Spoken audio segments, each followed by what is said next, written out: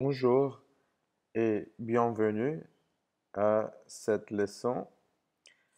Aujourd'hui, je vais vous parler d'un voyage que j'ai fait il y a 5 ans et en 2010, j'ai passé un an à Paris. Et pendant mon année à Paris, j'ai vécu au 5e arrondissement. Si vous vous souvenez de la leçon de la semaine dernière, on a parlé que Paris est divisé en 20 quartiers, 20 arrondissements. Et moi, j'ai vécu dans le 5e arrondissement. À gauche, c'est moi et c'est la carte de Paris. Et je signale avec mon doigt la rue où j'habitais. À droite, c'est une photo de la rue Buffon. La rue Buffon est à l'est de Paris et au centre aussi. D'accord, on passe.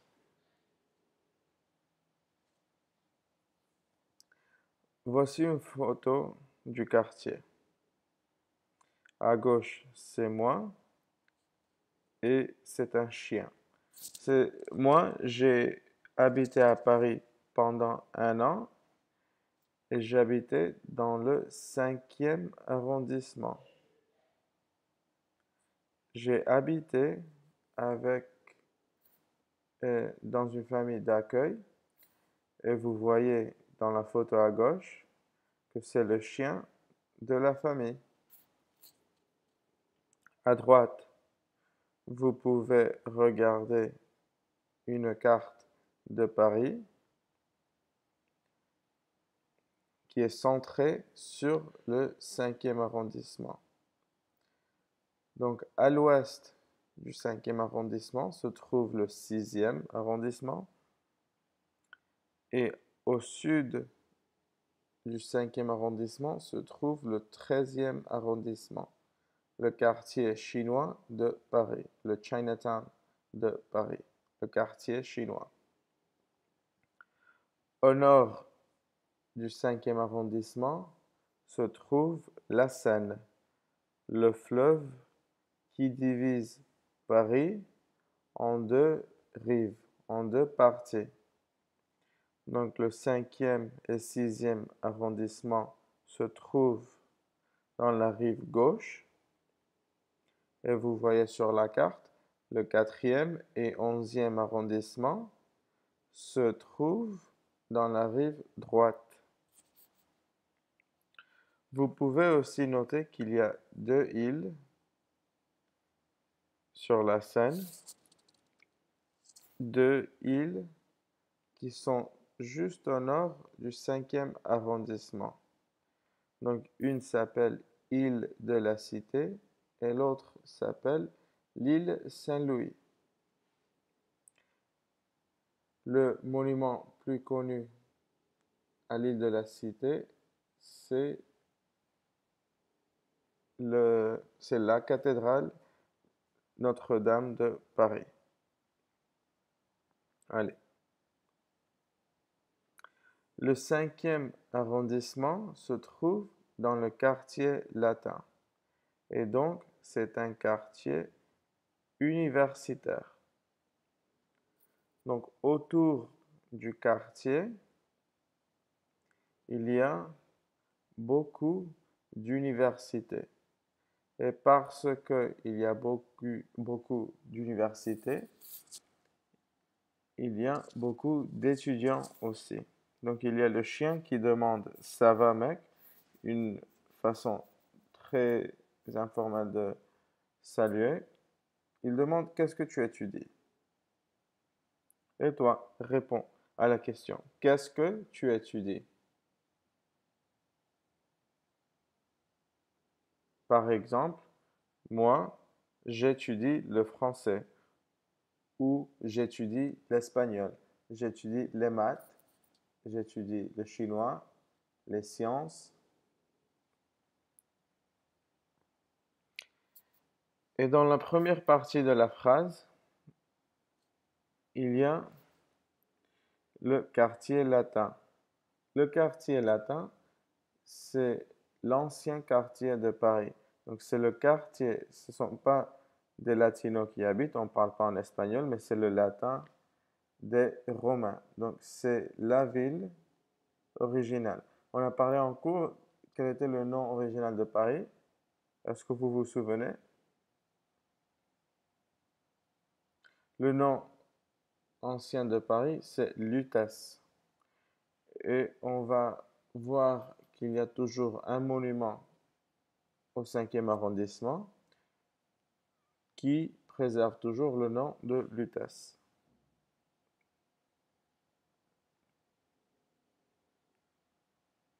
Donc le quartier latin, c'est un des premiers quartiers de Paris. Avant ou autrefois, la ville de Paris s'appelait Lutèce. C'est le nom romain. Donc vous voyez dans la photo à gauche les arènes de Lutèce. C'est un peu comme le Colosseum de Rome. C'est le Colosseum, c'est la version du Colosseum de Paris. Donc ce sont les arènes de Lutèce. C'est un ancien vestige romain au cœur, au centre, au cœur de la ville de Paris. À droite, c'est l'université de la Sorbonne. C'est une des plus anciennes universités au monde et l'université de la Sorbonne se trouve aussi dans le quartier latin. Ce sont deux monuments du quartier à travers lesquels on peut connaître un peu l'histoire de Paris et l'histoire de la France, l'histoire académique et l'histoire romaine.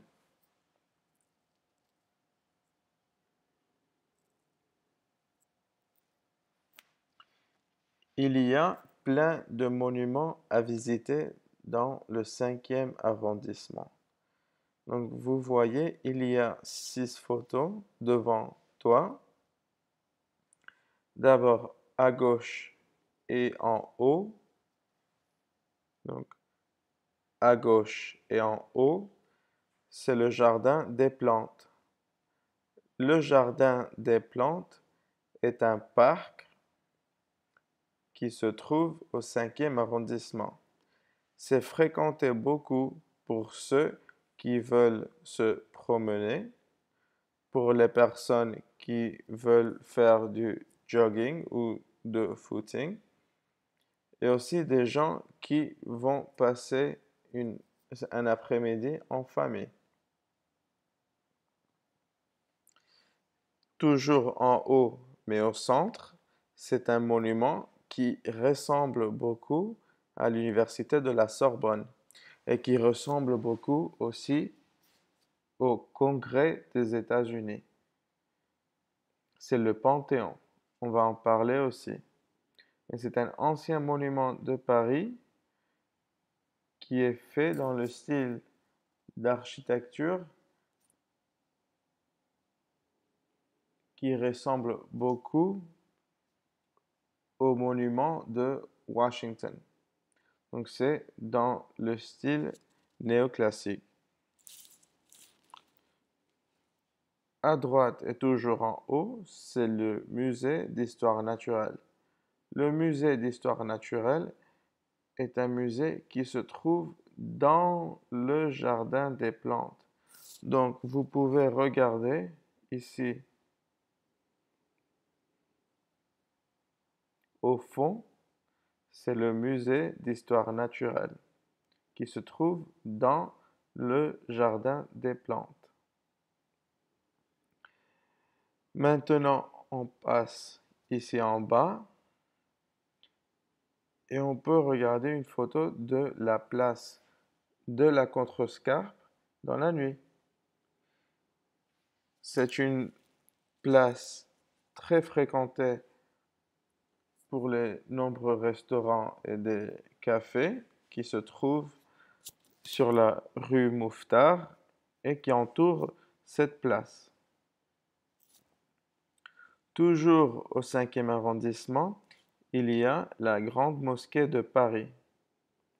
Juste en face de la Grande Mosquée de Paris, il y a une salle de thé à la marocaine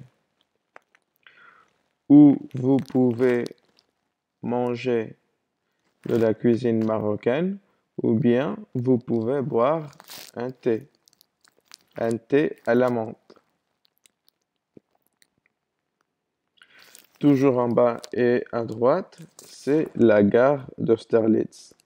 C'est une gare de train et vous pouvez partir à l'est ou au sud de la France et de l'Europe pour voyager et connaître le reste de la France. Il y a plein de monuments à visiter à Paris et un de mes monuments favoris s'appelle le Panthéon, qui dans la langue grecque veut dire tous les dieux. Panthéos. Donc, c'est la maison pour tous les dieux grecs dans l'Antiquité. C'est un monument très important qui, aujourd'hui, est, accueille, c'est une place d'enterrement pour des personnages et des hommes politiques de la France. C'est un monument assez grand qui est modelé après ou qui est fait dans l'image du Panthéon à Rome aussi.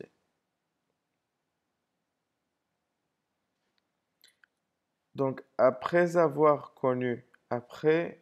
une petite visite du quartier, on va se concentrer sur l'histoire entre Paris 5 et Omar. Donc, je l'ai appelé une histoire compliquée.